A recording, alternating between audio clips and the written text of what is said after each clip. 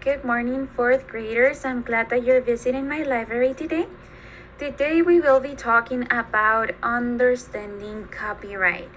And for this, we have to question, what is copyright? Copyright is the protection of an author's creation. And what is an author or creation? Whenever you make something, maybe a painting, a written product, you become automatically an author. And your creation or final product may be kind of like the photograph, the song that you wrote, the letter that you wrote, all of those become your products. Why is copyright important? Copyright protects your thoughts, ideas, and creations. If someone else wants to steal something that you made, they can't do that because it is protected by copyright. Copyright gives ownership of the product to the author. No one else can claim the product that you made or the author that made that product. Now, let's think of the great variety of things that copyright protects. Copyright protects literature, the books that you most likely find in this library or that you have at home. Music, the one that you listen on the radio or YouTube. Photography, photographs. Movies that you watch on the movie theater.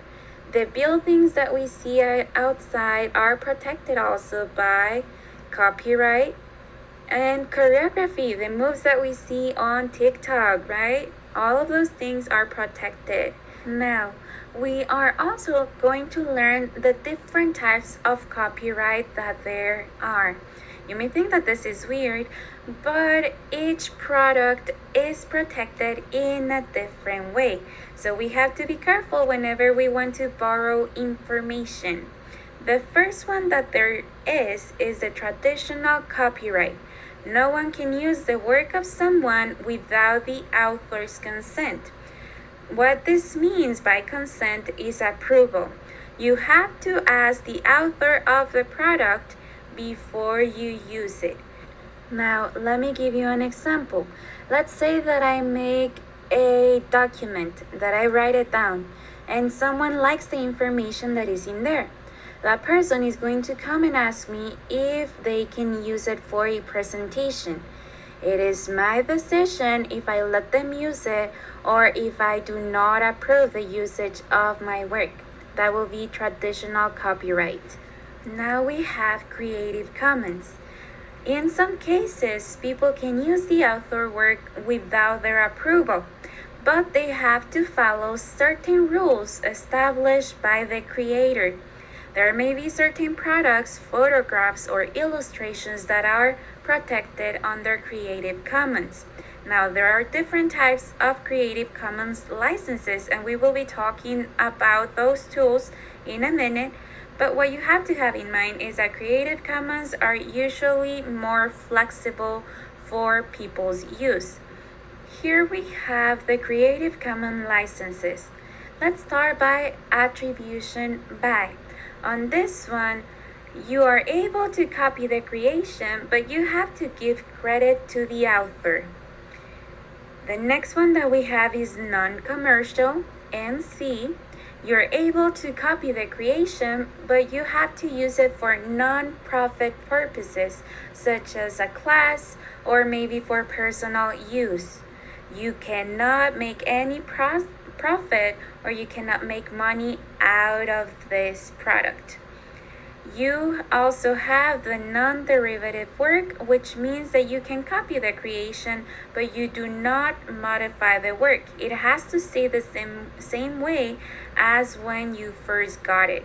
You cannot change the color of the picture. You cannot rephrase the sentence. It has to be the same way as the author made it. And the last one that we have is the share alike. What this means is that you're able to copy the creation and you're able to modify the work, but you have to follow the license terms. So you're able to change it, but you have to follow what the terms say. Let's now talk about what happens whenever we combine these Creative Commons licenses. On the first one, we see attribution and share alike. What this means is that you can borrow the information, but you have to give credit to the author and you can modify it, but under the terms of the license. Then you have attribution and non-derivative work. What this means again is that you're able to use the product or the work, but you have to give credit to the author and you cannot change it. It has to stay the same. Now we have the attribution and non-commercial. On this one, you're able to use the product, the photograph, the drawing, but you have to give credit to the author and you have to use it for your personal purposes. You cannot sell it or for educational purposes. We then have attribution, non-commercial, share alike. What this means is that you're able to use their work. You have to give attribution or credit to the author. You cannot sell the product and you're able to modify it under the licenses. Then we have attribution, non-commercial, non-derivative. And this one means that you're able to use the product without selling it. We also have something that is called public domain. And what this is that the public can use without the author's permissions their creation. Public domain exists because there are creations that are no longer protected under copyright, or because the authors decided that they wanted the public to be able to use it without having to request authorization. There are different things that apply. So for example, if someone protects their painting with copyright and they pass away 70 years later, or it depends on the regulation, the copyright ends and the public can start using those products without asking the author. Something that is very useful to know is when does a copyright violation takes place.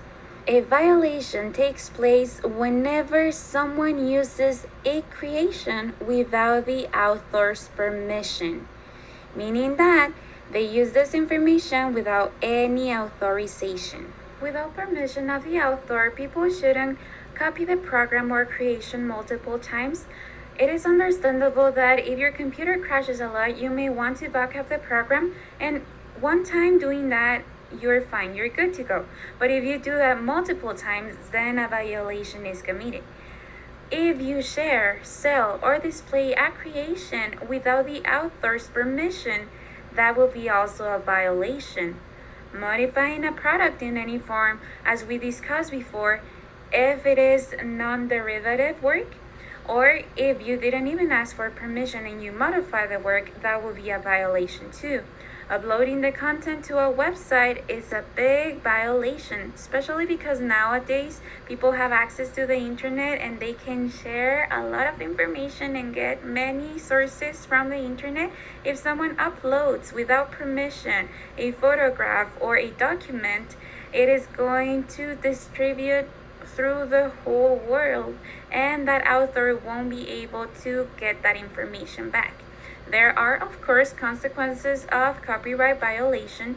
A lawsuit, for example, if you go to court because of a copyright violation, you're most likely going to need to pay for the original copyright amount, and the judge sometimes decides if you have to pay for the statutory damages. As I explained before, if you upload something to the web, that affects the main or original author. Those are fees for that damage.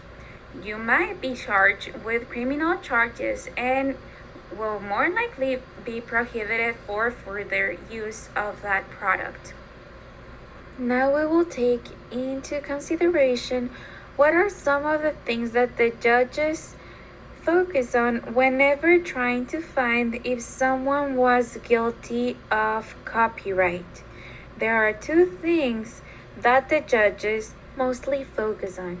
So for example, if the product is very similar or identical to the original work, then it will be considered a violation of copyright. The second thing is if the offender had access to the original work, the judge will consider it an offense because the person was aware of the decision that was making by copying and pasting either the document or the picture and using it for maybe getting profit out of it. So judges do not only focus on these two things. There goes an investigation and they start to trying to find and gather all the information so that the decision is fair, but they do focus on these two things and it can determine the decision of the judge of finding someone guilty. We also have something called fair use.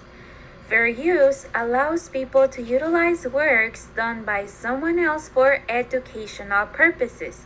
What this means is that if you have a school project or you are going to make a presentation, you can use parts of the information, but you always have to provide credit to the author and you cannot use the whole article or book.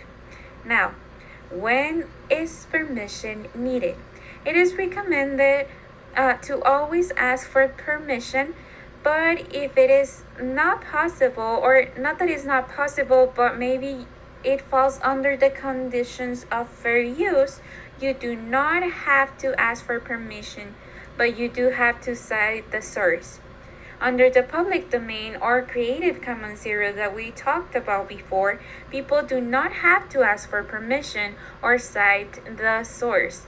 But it is always recommended to give credit. That way people is able to find the information that you use, maybe if they want to investigate a little bit further. And it also protects you from plagiarism. So that is something to have in mind whenever you are deciding what to do. Now, whenever you request from permission from an author or creator, it is very important for you to be specific on what you're going to use their work for. If it is going to be a presentation, if you need to make copies, if you're going to use it maybe for a poster or flyer, right? Those are things that you have to clarify. Also, if you need to modify a little bit their creation, there may be copyright fees for them to allow you to use their work. So make sure that you talk to them to see how much the fee is going to be. And if it is too expensive, you can discuss with the author to see if he can lower the price. If you decide not to use the material, make sure that you talk to the author to see if he can give you a refund for the money that you spend. And also save your records. That way, if something happens, you already have the proof that you pay for what you needed to use. Now, based on all the information that we have learned so far, here we have a summary of the rules. Not everything online is free. It is better to search the source that falls under the public domain or Creative Commons, and also to ask the author for permission if you're not sure if the product is protected by copyright. Now, here are my information references and my picture references. Thank you for paying attention, class, and let's continue.